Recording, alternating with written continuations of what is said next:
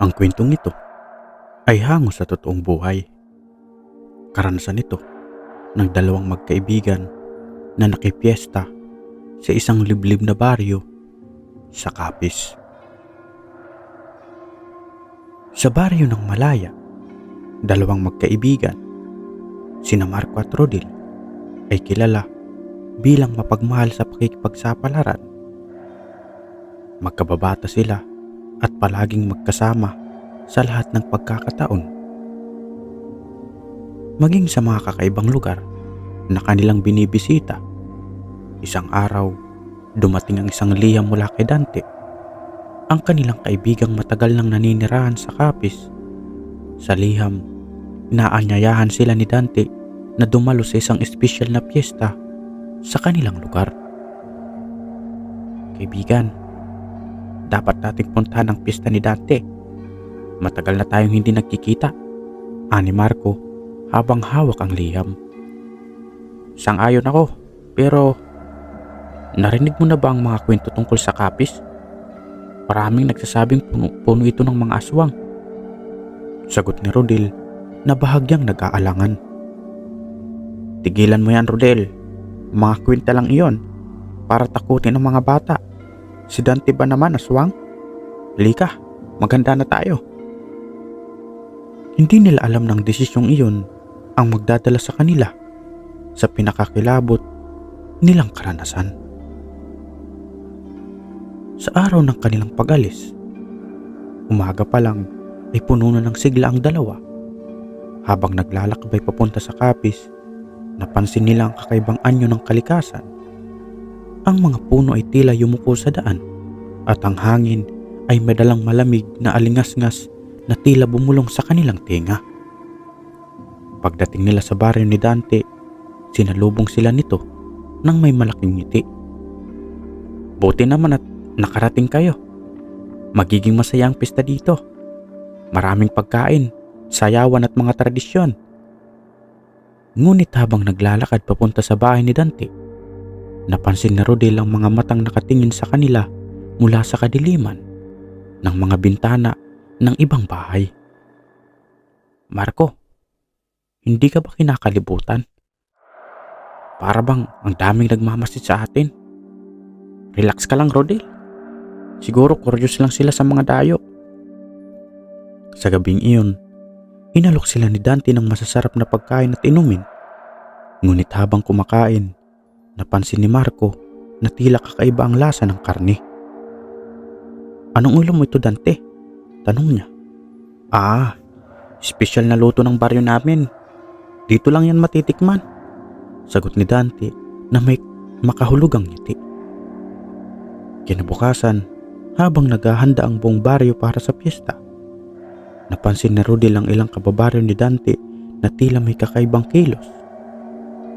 Ang kanilang mga mata ay mapupungay at ang mga galaw ay parang mga hayop na nag-aabang ng biktima. Marco, parang may mali talaga dito. Bulong ni Rodel. Imahinasyon mo lang yan. Mag-enjoy ka na lang. Sagot ni Marco, ngunit hindi niya may kakaila na may nararamdaman din siyang kakaiba. Habang papalapit ang gabi, naging mas madilim ang kapaligiran. Nagpasya sina Marco at Rodel na maglibot sa baryo para makita ang mga paghahanda. Habang naglalakad, nakarinig sila ng mga mahihinang ungol mula sa isang bakuran. Nang silipin nila, nakita nilang isang grupo ng mga kalalakihan na may hawak na tila mga hilaw na bahagi ng hayop. Ngunit ang kakaiba, mukhang mga bahagi ito ng tao. Nakita mo ba yun? Tanong ni Rodel na nanginginig. Tahimik ka, baka marinig nila tayo. Sagot ni Marco habang dahang-dahang umaatras. Pagbalik nila sa bahay ni Dante, sinubukan nilang magkunwari na walang nakita. Ngunit nang sumapit ang gabi ng piyesta, mas lalong naging kakaiba ang mga nangyari. Ang mga tao ay nagsimulang magsayaw sa ilalim ng buwan. Ngunit ang kanilang mga galaw ay tila hindi natural. Sa kalagitnaan ng sayawan, isang matandang babae ang lumapit sa kanila. Mga binata, umalis na kayo habang may pagkakataon pa. Hindi nyo alam ang totoong nangyayari dito. Bulong nito bago tuluyang mawala sa dilim. Nang magising sina Marco at Rodel kinabukasan, natagpuan nila ang kanilang mga sarili sa isang kakaibang silid na puno ng mga anting-anting at lumang kagamitan. Agad nilang hinanap si Dante upang tanungin tungkol dito. Dante, anong lugar ito? Anong nangyayari dito? Tanong ni Marco. Mga kaibigan, wala kayong dapat ikabahala. Dito ko lang kayo pinatulog dahil naparami ang inom nyo kagabi. Sagot ni Dante na tila pilit ng humingiti. Ngunit hindi kumbinsido si Rodel. Dante, sabihin mo ang totoo. Anong klaseng lugar ito? At bakit tila kakaibang mga tao dito? Napangiti si Dante. Ngunit ang ngiti niya ay tila puno ng lihim. Bakit hindi na lang kayo magtiwala? Ngayon ay piyesta at kayo ang mga espesyal na bisita namin. Habang papalapit ang gabi, napansin nila na mas dumarami ang mga taong pumupunta sa baryo. Ngunit ang mga bagong dating ay tila mas misteryoso at mas mabagsik ang itsura. Hindi ko na kaya, Marco. Kailangan nating umalis dito ngayon din. Ani Rodel, at paano natin gagawin yan? Lahat ng daan palabas ay mukhang binabantayan. Sagot ni Marco. Habang pinagplaplanuhan nila ang pagtakas, narinig nila ang mga sigaw mula sa labas ng bahay. Nang sumilip sila, nakita nilang isang lalaki na hinahabol ng mga tao ng baryo. Nang mahuli ito, walang awa nila itong pinunit ang katawan na tila gutom na gutom. Sabay silang napatingin kay Dante na ngayon ay hindi na makapagtago ng kanyang tunay na anyo. Sabi ko na, mga espesyal kayong bisita. Kayo ang handaang pinakahihintay ng lahat. Hindi may pinta ang takot sa mukha ni Marco at Rodel habang unti-unting nagbabago ang anyo ni Dante. Ang kanyang balat ay nagiging maputla, ang mga matay kumikislap sa dilim, at ang kanyang mga kuko ay bumaba na parang mga talim. Huwag kayong mag-alala. Hindi ko kayo sasaktan agad, ani Dante na ngayon hindi na nagtatago sa kanyang anyo. Nagtinginan sina Marco at Rodel. Wala silang ibang naiisip kundi ang tumakas mula sa baryo ng mga aswang. Sa isang iglap, tumakbo si Rodel patungo sa pinto habang hinila niya si Marco. Ngunit hindi pa sila nakakalayo nang marinig nila ang malakas na sigaw ni Dante. Huwag silang hayaang makatakas. Mula sa mga anino ng paligid, nagsilabasan ng mga kabaryo ni Dante.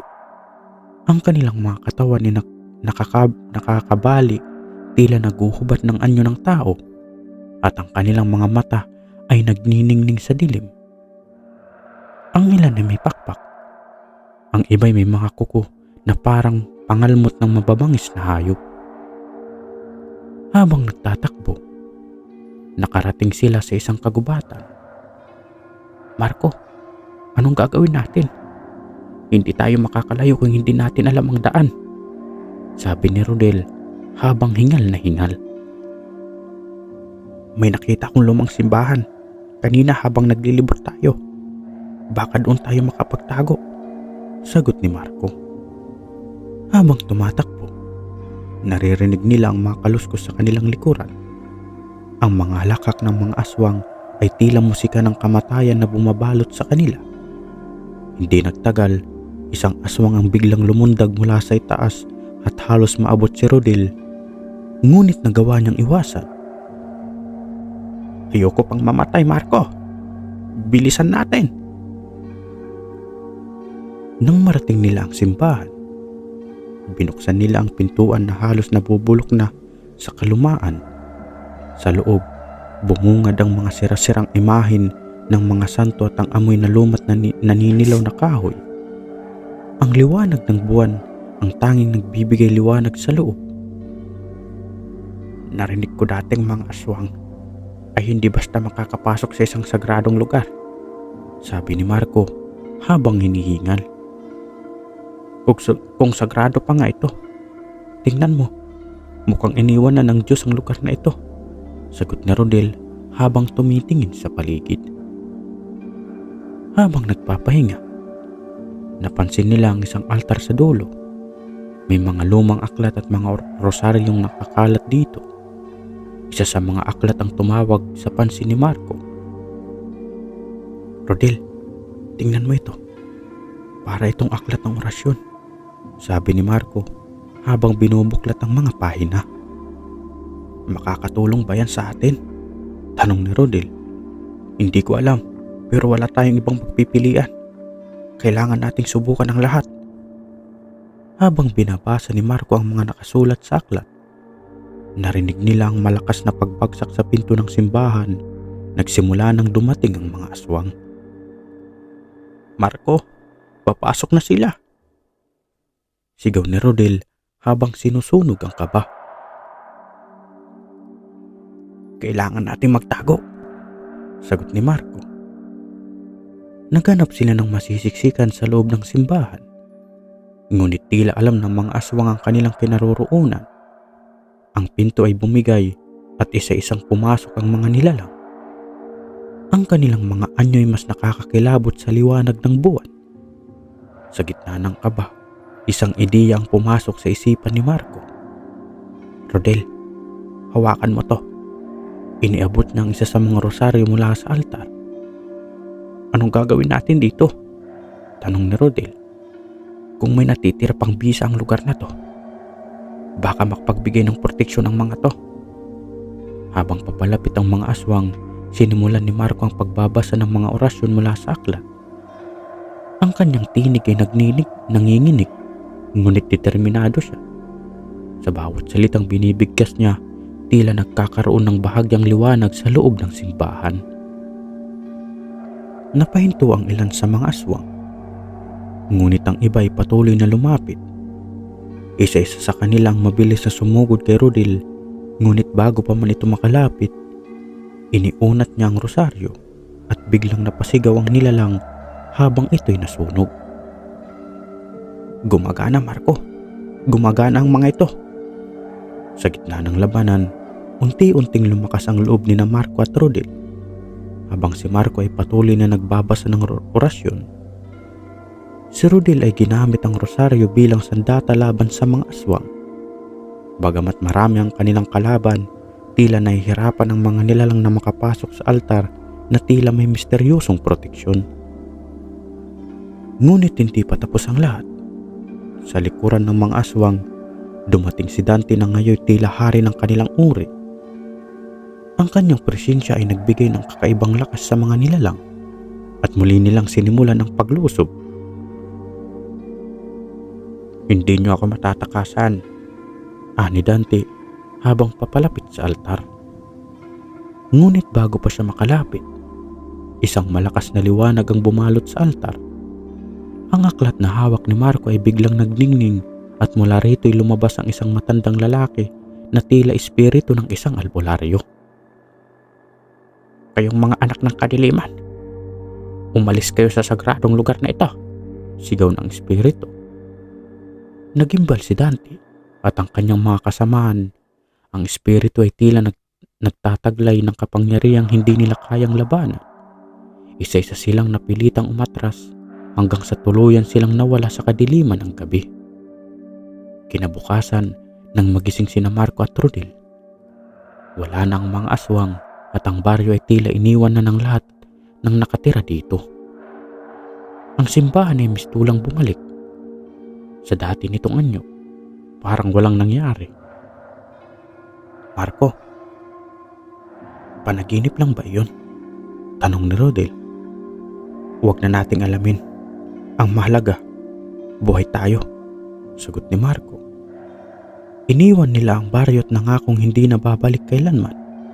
Ngunit habang sila'y papalayo, naramdaman nilang may mga matang nakamasid pa rin sa kanila mula sa kagubatan. Tila isang paalala na ang mundo ng mga aswang ay hindi basta-bastang nawawala. Habang ilalakad sina Marco at Rodel palayo mula sa baryo, Sinundan sila ng malamig na simoy ng hangin at ang tahimik na anino ng kagubatan. Ang kalsadang tinatahak nila ay tila mas mahaba at mas madilim kaysa noong sila'y dumating. "Rodel, pakiramdam ko hindi pa rin tayo ligtas," sabi ni Marco na panay ang lingon sa kanilang likuran. "Pare tayo ng pakiramdam. Para bang may sumusunod sa atin," sagot ni Rodel habang mahigpit na hawak ang rosaryong dinala mula sa simbahan. Maya-maya, narinig nila ang mahinang pagkaluskos sa kanilang likuran. Hindi nila ito pinansin noong una, ngunit nang magsimulang sumabay ang tunog sa kanilang mga hakbang, tumigil sila. "Marco, huwag kang lilingon," bulong ni Rodel, nanginginig ang boses. "Bakit? Anong nakikita mo?" tanong ni Marco habang nararamdaman na rin ang takot. Ngunit bago pa makasagot si Rodel, isang mabagsik na halakhak ang umalingangaw sa paligid. Sa isang iglap, lumitaw mula sa anino si Dante. Ang kanyang anyo ay mas nakakatakot kaysa noong una. Ang kanyang mga mata ay pulang-pula at ang kanyang bibig ay puno ng matutulis na ngipin. "Ano? Akala niyo makakatakas kayo? Hindi ganun kadali," sigaw ni Dante habang unti-unting lumalapit sa kanila. Tumakbo sina Marco at Rodel ng mabilis. Ang landas ay masungit at puno ng mga sangat damo. Ngunit hindi sila tumigil. Naririnig nila ang mabilis na yapak ni Dante na sumusunod sa kanila, kasabay ng nakakatakot niyang halakhak. "Marco, hindi natin siya matatakasan sa ganitong paraan," sigaw ni Rodel habang halos mauubusan na ng hininga. "Kailangan natin gumawa ng plano," sagot ni Marco na pilit iniisip kung paano haharapin si Dante. Habang tumatakbo, napansin ni Marco ang isang matandang puno ng baliti sa gitna ng kagubatan. Napansin niya ang kakaibang aura nito. "Rodel, doon tayo sa puno," sabi ni Marco habang tinuturo ang direksyon. Nang marating nila ang puno, agad nilang napansin ang mga nakaukit na simbolo sa balat nito. Mga simbolo ng sinaunang proteksyon. Tumayo sila sa ilalim ng lihim ng puno, umaasang magbibigay ito ng proteksyon laban kay Dante. Nang dumating si Dante, tumigil siya sa tapat ng puno. Tila nag-aalangan siyang lumapit. Napakatalino nyo. Pumili kayo ng lugar na pinabanal ng mga ninono. Pero hanggang kailan kayo magtatago?" ani Dante habang umiikot sa paligid. Habang nasa ilalim ng puno, naramdaman ni Marco ang isang kakaibang lakas na dumadaloy mula sa lupa. Ang balita ay tila nagbibigay sa kanila ng enerhiya. Napansin ni Marco ang mga ugat na puno na tila gumagalaw. "Rodel, hawakan mo ang isa sa mga ugat," utos ni Marco. Nang hawakan ni Rodel ang ugat, parehong naramdaman nila ang init na parang apoy, ngunit hindi nasasaktan. Ilang buses ang umalingaw mula sa puno, tila espiritu ng mga ninuno. "Kung nais niyong maligtas, gamitin ang lakas ng baliti upang labanan ang kadiliman." Agad nilang sinunod ang busis. Hinawakan nilang mga ugat at ang kanilang katawan ay binalot ng kakaibang liwanag. Si Dante, na ngayon napansin ang pagbabago sa kanila, ay sumugod sa puno. Ngunit bago pa siya makalapit, iniharap ni Marco ang kanyang kamay na ngayon ay nagliliwanag. Isang malakas na alon ng enerhiya ang tumama kay Dante, dahilan upang siya'y tumalsik. "Hindi ito matatapos dito," sigaw ni Dante habang pumangon at muling sumugod. Mula sa mga ugat ng baliti, bumalot ang mga sinulid ng liwanag na parang mga alon. Ang mga ito'y pumalibot kay Dante, unti-unting hinihigop ang kanyang lakas. Nang makita ni Rodel na nangihina na si Dante, inulit niya ang orasyon na natutunan nila mula sa aklat sa simbahan. "Sa ngalan ng liwanag at ng mga ninuno, tapusin na ang kasamaan." Ang sigaw na iyon ang nagtulak sa baliti na lubos na gamitin ang lakas nito. Sa isang iglap, ang katawan ni Dante ay natupok ng liwanag at ang kanyang malakas na halakhak ay napalitan ng malakas na sigaw ng pagkatalo. Nang magising sina Marco at Rodel, nasa paanan pa rin sila ng baliti. Wala na si Dante at ang paligid ay bumalik na sa tahimik na kalagayan. "Rodel, tapos na ba talaga?" tanong ni Marco na hindi pa rin makapaniwala sa kanilang karanasan. "Hindi ko alam, pero mukhang ligtas na tayo sa ngayon," sagot ni Rodel. Habang papalayo mula sa kagubatan, dinala nila ang rosaryo at orasyong natutunan bilang paalala sa kanilang pinagdaanan. Ngunit alam nila sa kanilang puso na ang mundo ng dilim ay hindi lubusang nagwawakas. Ito'y nagkukubli lamang, naghihintay ng tamang pagkakataon upang muling bumalik. Wakas,